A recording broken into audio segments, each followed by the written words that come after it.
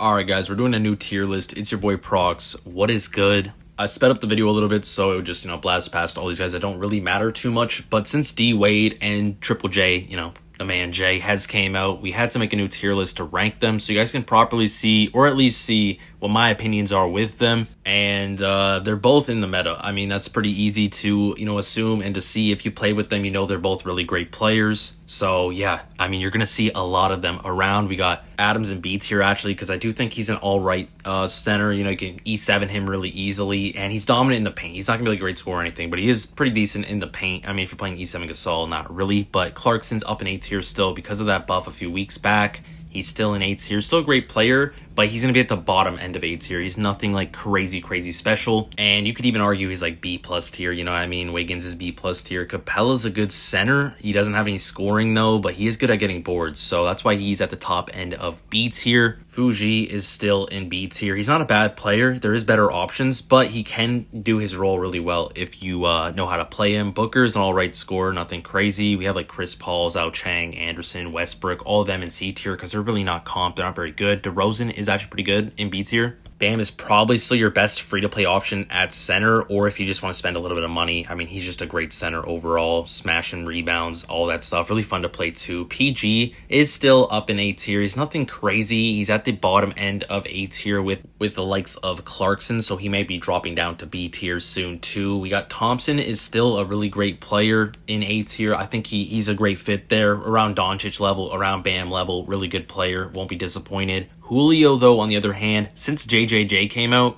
I really don't think we're going to see a whole lot of Julios running around. My boy Kink, I mean, he switched to JJJ. Probably Angel as well switched to JJJ. So it's like the two of the best Julio players that I do know. I don't think are playing Julio anymore. If anyone complains about, Kuminga or Nurkic or any of these people in C tier, you're wilding out, bro. And even these people in B tier, that doesn't mean they're complete garbage. It means they're usable players, but they're not going to be considered like comp. It's not someone you're going to be like, oh crap, like I'm playing a Dwade or I'm playing a Curry, so I have to change my play style now. SGA is received as like the best scorer in Taiwan, so he's obviously going to be an S tier. We got Gasol here in that S tier as well. Giannis, I really don't think is all that great. I mean, he's all right at what he does, but I just feel like I would rather have Bam doing it. He can smash the rebounds. Giannis doesn't even have like a mid-range he can use. At least Bam has like a little kind of floater or something like that, if I'm not mistaken. He doesn't have any dunks, though, which is kind of weird. If you haven't already dropped a like on the video, make sure to do that. Comment down below if you think we should make any changes. But right now, I think it's looking pretty good. Jokic is still a great center option. He's about on par with Embiid. I mean, I have seen some really good Jokic's. Kinker also plays Jokic, and he's really good at him.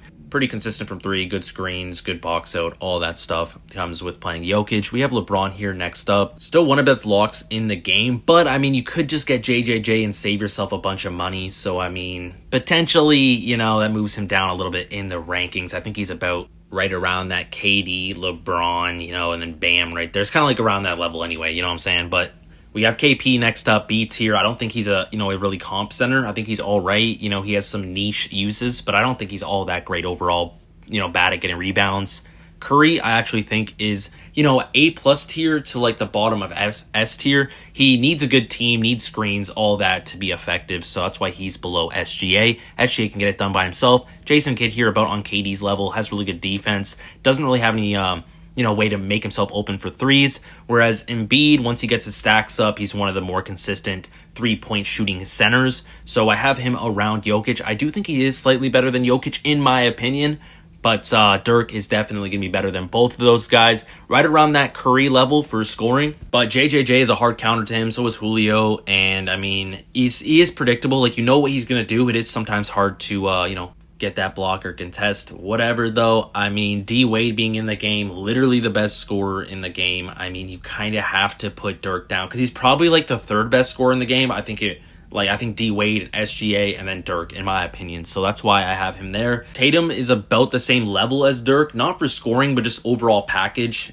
He's good at rebounding, blocking, playing defense, gets his ankle broke. If you break his ankles, he can recover, that kind of stuff. So that's why I have Tatum about right there. I think Dirk and Tatum are about on the same level, though. The best scorer in the game now, D-Wade. We'll talk about him. So D-Wade right here, I mean, he's the best scorer in the game. I actually think he is the best player in the game overall. He's really fast.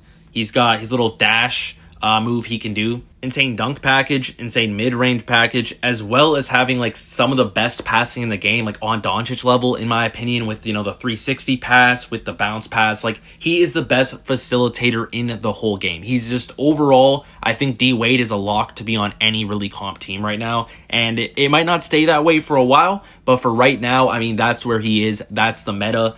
And don't worry, guys, I haven't forgot about JJJ. He'll be up next. I just want to give myself some time to talk about D Wade. But if you haven't dropped a like, commented already, been subscribed to your boy Progs, make sure you do that. People are going to say, oh, like, his 3 got nerfed. He's not as good because his 3 is less consistent. I don't really think you just have to spam 3s all game. You know what I mean? If you can hit every single 2 and get a couple stops, you are looking great. You're going to win the game. I mean, you only need to get a couple 3s a game, if that even. You don't even have to do 3s if you have good Ds. So play zone defense, get good. You know what I'm saying? Also, I think if you play D Wade with Tatum, it gets his shooting accuracy up and everything like that with the stacks. So, hey, that's what I think. I think you should play D Wade with Tatum. I think that's a really good comp. And then lastly, we're talking about JJJ. Triple J, you already know what I'm saying, but here we go. So I have him around that Jason Kidd level, kind of around LeBron's level right there. You could argue he's better than LeBron because he is a lot cheaper to get to E7.